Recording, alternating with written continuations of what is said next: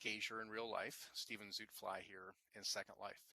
And as a component of the class, each student is to design and have a science communication project, which can take one of many formats. And Gray is one of the brave ones who's decided to do a public presentation. So we also thank Moms for giving us the opportunity and the platform for him to conduct this project in the class. He will be talking about the need for fossil fuel alternatives, and I will move away from the podium and let him get started. Thank you for coming again. All right, well, like Dr. Gazier said, my name is Gray Harris. I'm a senior legal studies major at Ball State University, and I'm heading to Robert H. McKinney Law School starting in August. During this lecture, feel free to ask any questions. This is a somewhat complex topic. I'm not going to go too deep into the science, but if you have a question, feel free to ask. The world is running out of fossil fuels. In a time of division in American politics, the future of American energy seems uncertain at best. And some politicians advocate investing in wind and solar power, while others simply advocate drilling more oil. The only certainty is that within the next 60 to 100 years, America will deplete its fossil fuel reserves, and it will be too late to start looking for alternative solutions. To fully understand what needs to be done, this study will look at the history of American alternative energy and the paradigm shifts that have come about as we've changed and updated the technologies that we will use to replace fossil fuels. It'll also make predictions about what will need to be done for America to be energy independent when fossil fuels are a thing of the past. You'll see I've ordered a lot of the paradigms in American alternative energy by legislation. As a legal studies student, I'm very familiar with legislation, and so my own research focuses mainly on public policy. I find it's a good way to show what the interest in the American public has at the moment in any such topic.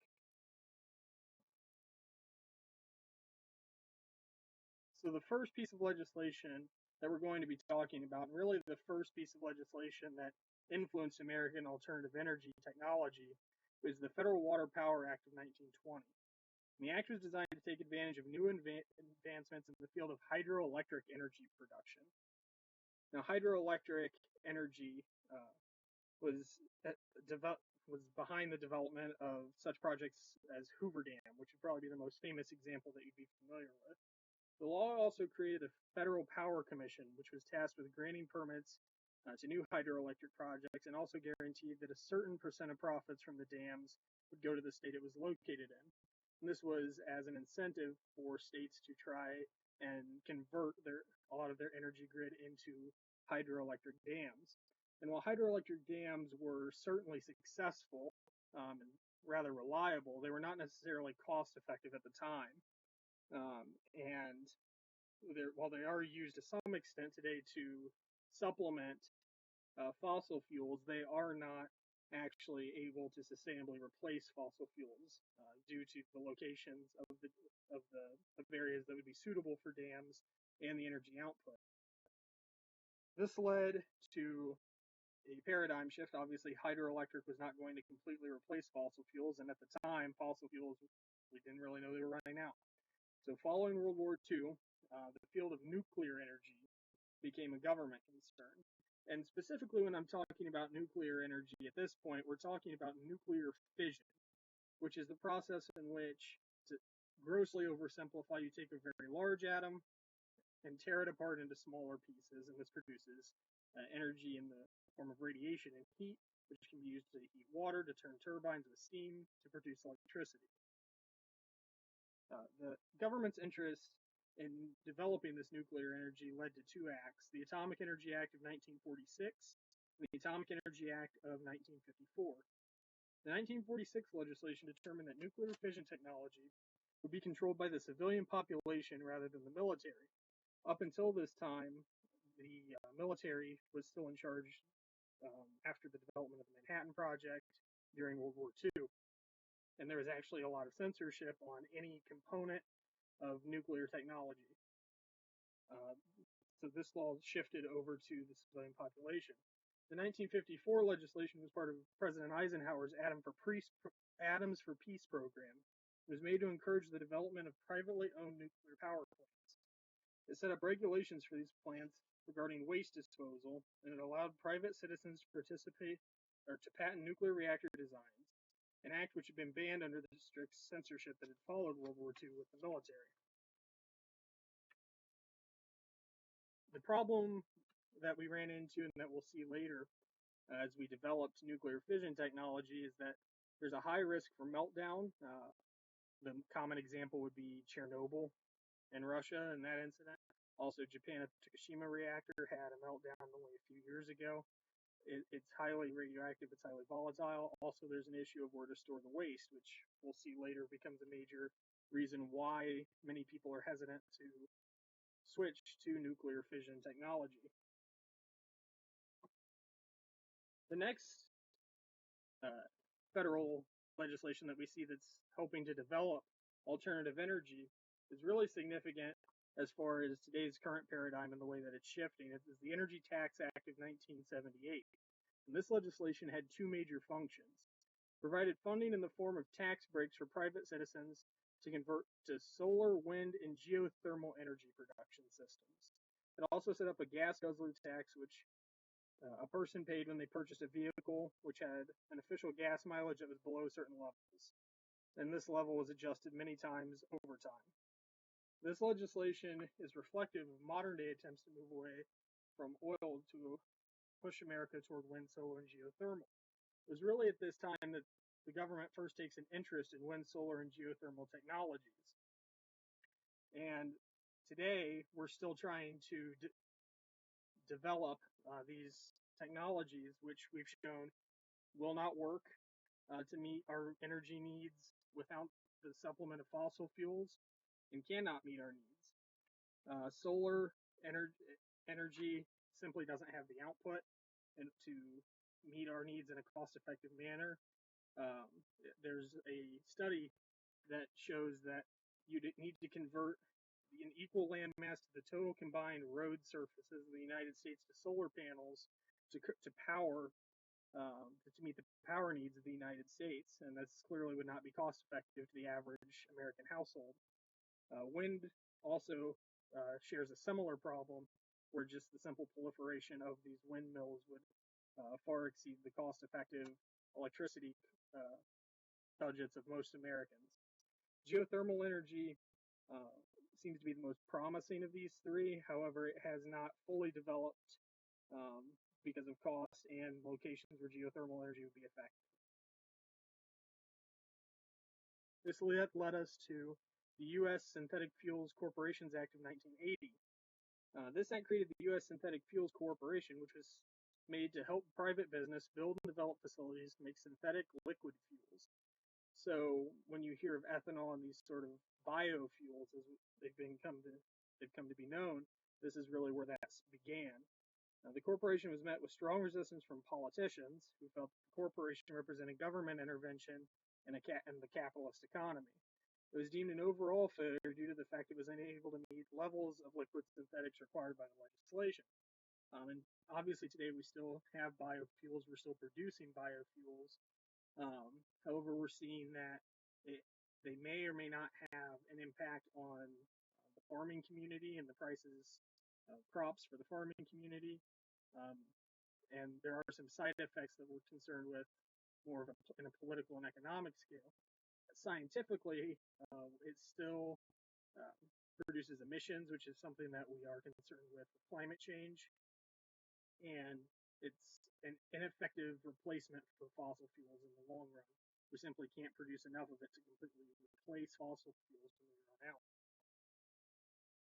In the same year that the U.S. Synthetic Fuels Corporations Act of 1980 was passed, Congress passed a host of other legislation, including the Biomass Energy and Alcohol Fuels Act of 1980, the Renewable Energy Resources Act of 1980, and the Geothermal Energy Act of 1980, and the Ocean Thermal Energy Conservation Act of 1980.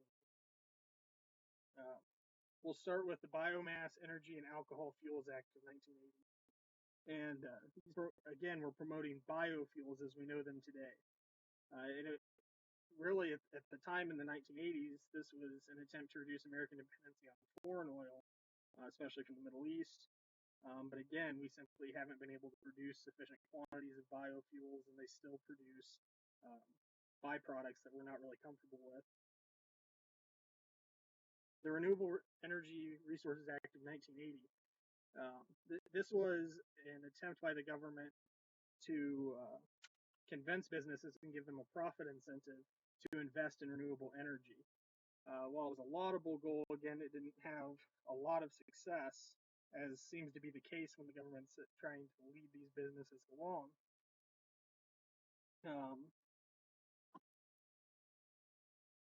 The Geothermal Act of 1980, this was to go into the research in the field of geothermal energy. As I've already stated, geothermal energy is the most promising of the three traditional, if you will, alternative energy creation methods.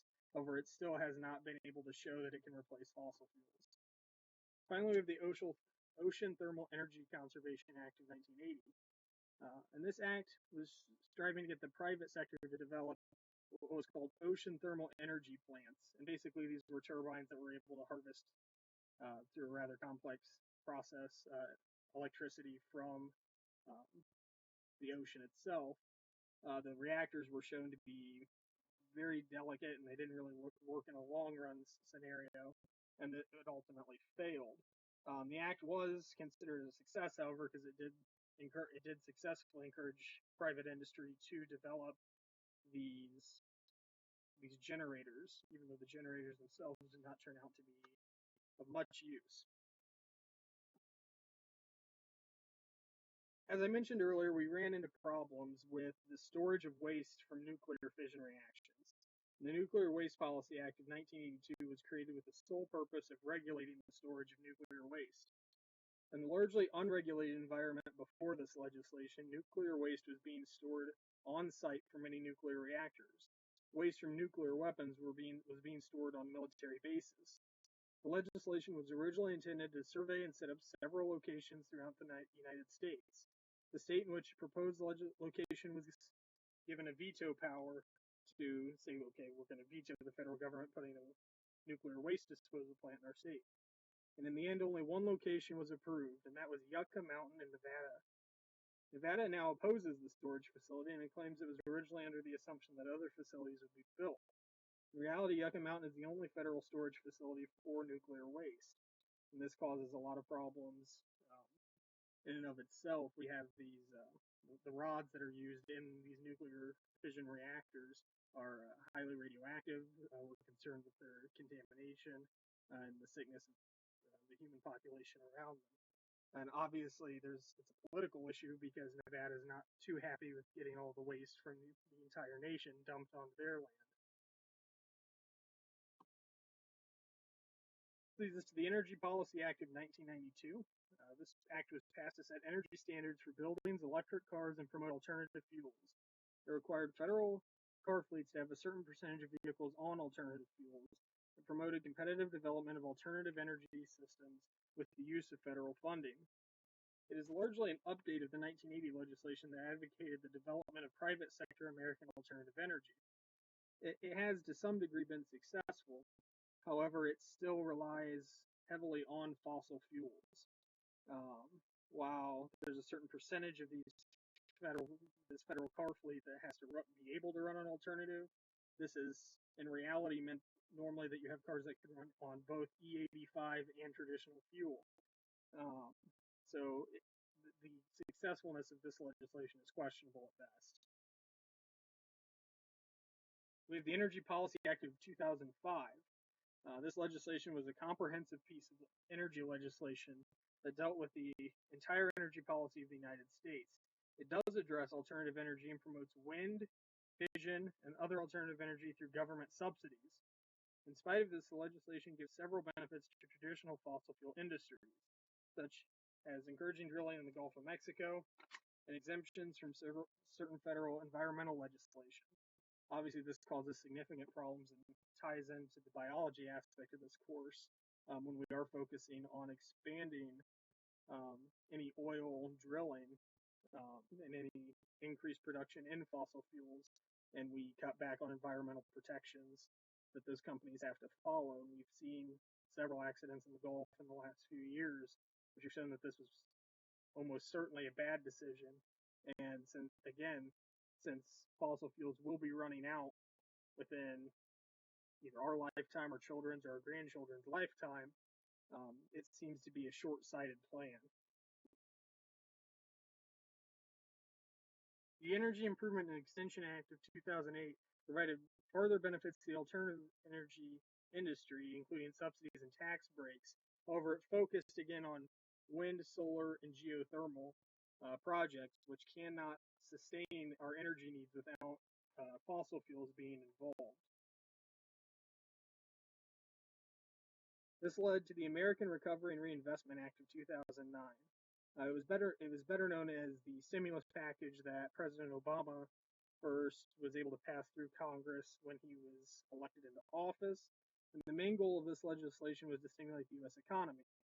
However, the law provided tax cuts for businesses and homes that became more energy efficient, and it also promoted wind and solar industries, which makes sense. Wind and solar were major backers to the Democratic Party in 2008, so this made logical sense that tax breaks would follow.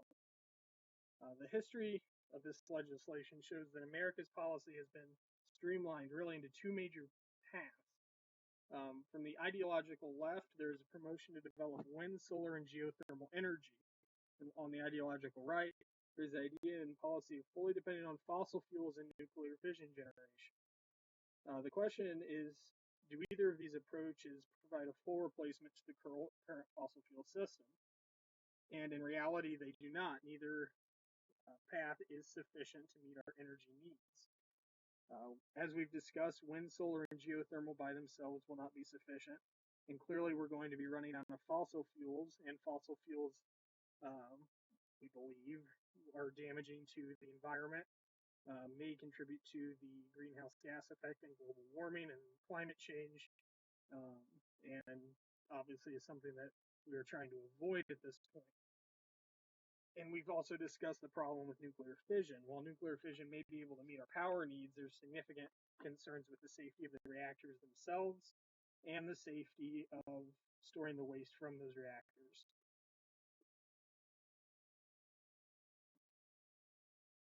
A paradigm shift that is currently in the process is moving away from these politically entrenched ideas of either keeping fossil fuel traditional energy or supporting these frankly unsustainable alternative energy technologies, is the development of fusion energy.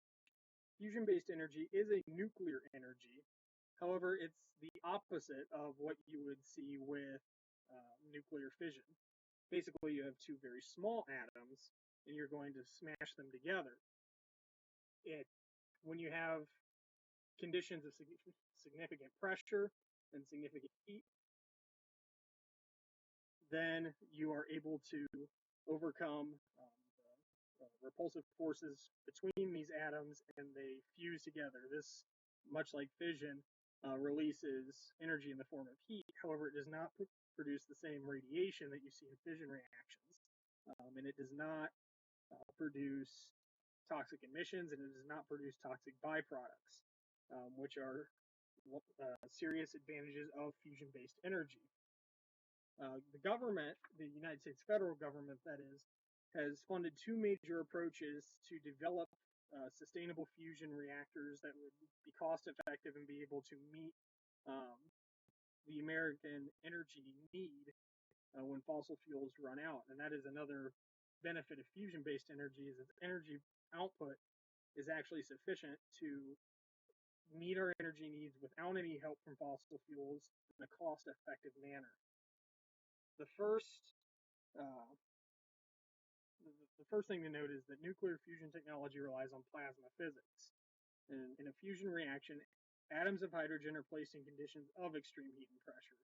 In these highly specialized environments, the hydrogen atoms are forced close enough together that the electrostatic force that usually repels them due to their charges is overcome by the strong nuclear force.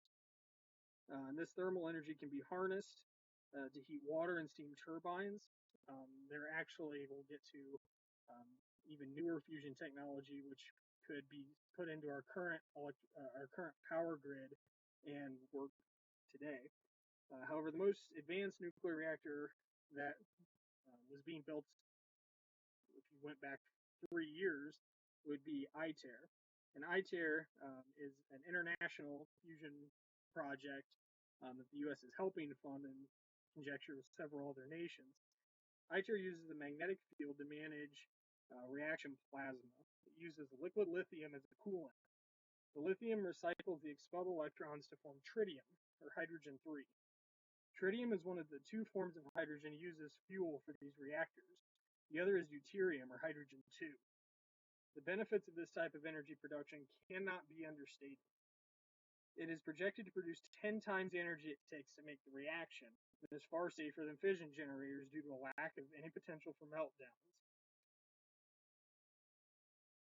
At the same time, these generators, if commercialized, could easily meet America's energy needs.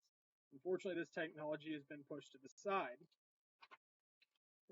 There have been significant problems with ITER because it is an international collaboration. There have been problems with other nations and the United States itself not necessarily keeping up with their end of the bargain.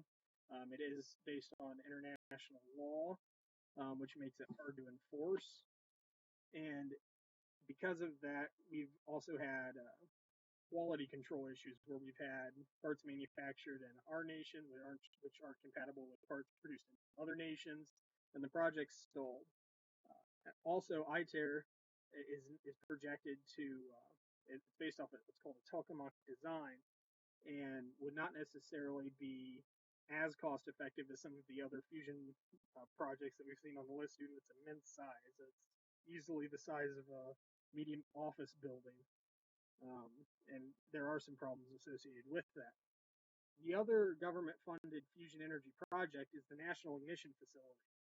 The National Ignition Facility, or NIF, is partially funded by the United States military, but also funded by through civilian government funding.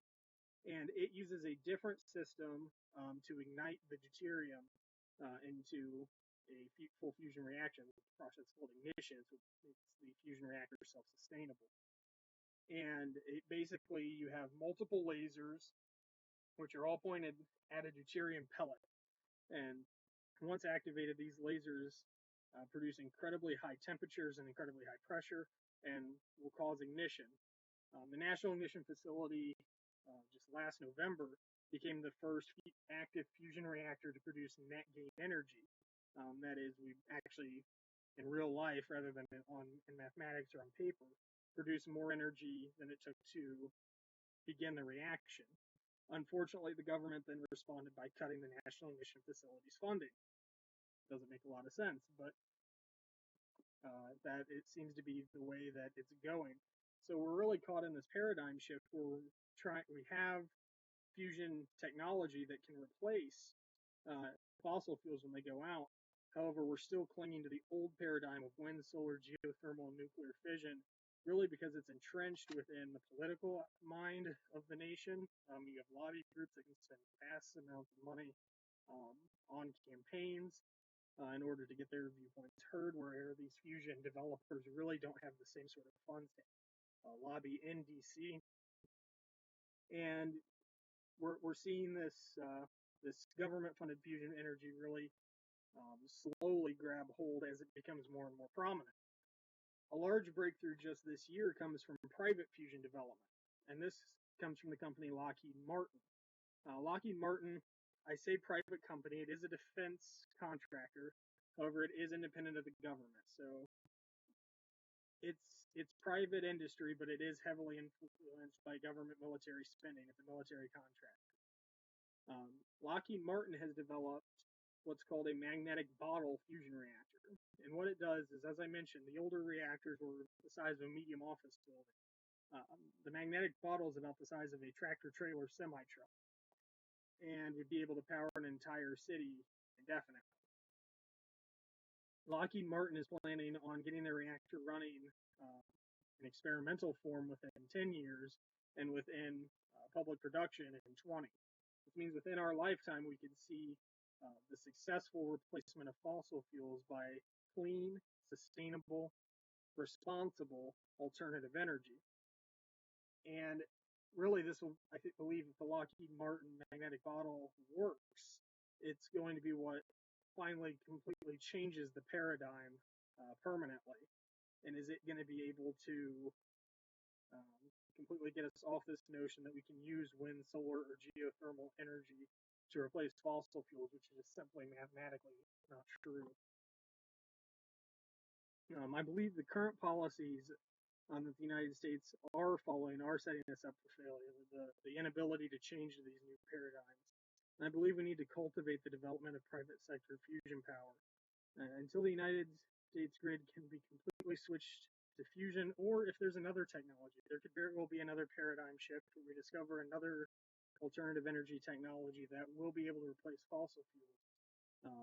We should maximize our production of domestic fossil fuels. And I have references. So in conclusion, what we've seen is that over time we've shifted paradigms for alternative energy. Initially, you could say that the mindset wasn't even the same. Now we're concerned with running out of fossil fuels. At the time, we were just simply looking for alternative ways to produce energy. If you go back to the 1920s with Hoover Dam, hydroelectric development, and the atomic age that started with nuclear fission. However, today we've shifted into a different mentality where alternative energy is no longer a convenience, it's a need as we run out of fossil fuels. And as we see greater and greater effects of climate change due possibly to the use of these fossil fuels. Finally, we've seen the technology itself develop and paradigms change as to what technology will and will not work, and what politically is entrenched and will not, and is unchangeable over time. We've seen with nuclear fission the idea first that it was simply a military technology that can be used to build bombs. Then we see in Eisenhower's Atoms for Peace program that we can use it possibly for good. Then we see that it causes problems. There's radioactive fallout. There's waste disposal issues. It ultimately failed. With wind, solar, geothermal, we initially again see maybe this is a technology that can be used to get us off our fossil fuel dependence.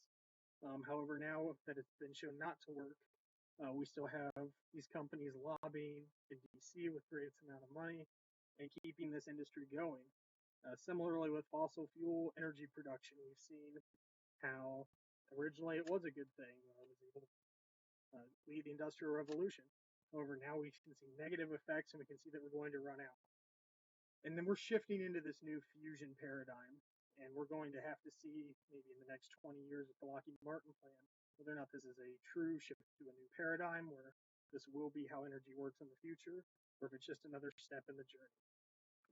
Thank you, and I am open for questions.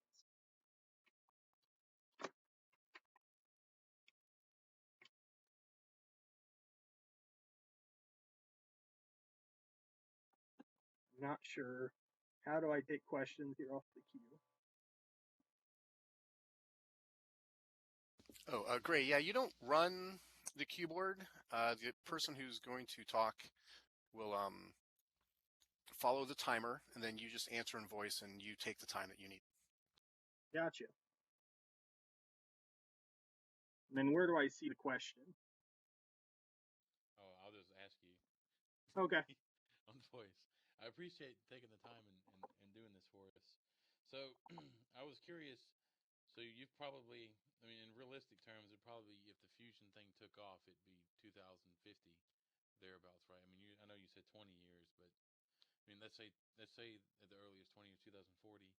What increasing our fossil fuels. Now, I'm glad that you were honest enough to say that the wind and solar thing hasn't worked out. That's an awesome thing.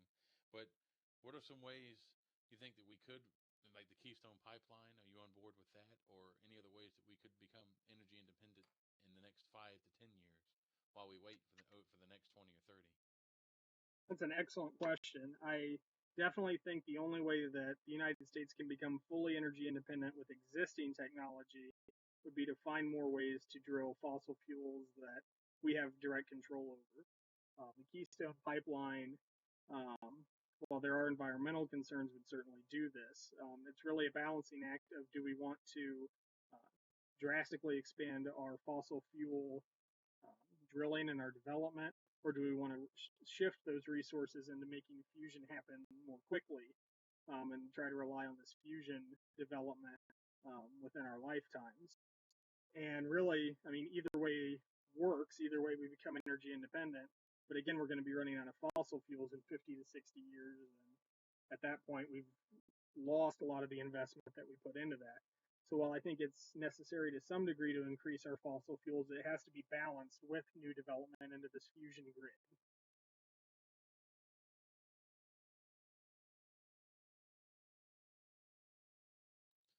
Right, but I guess that the only concern with the fusion grid, if I was, because as a layman, not knowing anything about it, would be, are we putting all of our eggs in one basket at that point? Absolutely. And that is a major concern. And again, that's why I was saying at the end of the lecture, we're just shifting into this fusion paradigm. And on paper, it works. On paper, putting all our eggs in this basket is not a bad call. But as you said, in reality, it can take longer than expected to implement fully this program. Once it's implemented, though, I mean, we're going to be producing greater amounts of energy than our current fossil fuel system at cheaper prices. So it's not a bad basket to have all of our eggs in.